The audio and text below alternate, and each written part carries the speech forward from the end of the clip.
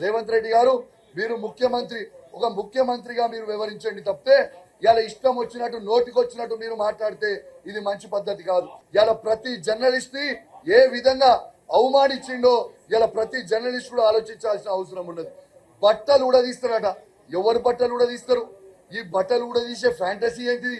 బట్టలు ఊడదీసి చూసేది ఏంటిది? బట్టలు ఊడదీసి చేసేది ఏంటిది? నాకు అర్థమే అవుతలేదు. ఇది ఏం భాష? ఇది ఏం సంస్కారం? ఇదేనా సంస్కారం మాట్లాడేది? నీకు అంత ఫ్యాంటసీ ఉందా? బట్టలు కూడా తీసే ఫ్యాంటసీ ఉందా? బట్టలు కూడా తీసి అందరివి చూసేది ఏంటిది? నువ్వు నాకు ఒకసారి చెప్పు. దీనికోసమా నిన్ను ప్రజలు ఎన్నుకుందని నేను అడుగుతా ఉన్నాను. నువ్వు జవాబు చెప్పాల్సిన అవసరం ఉన్నది.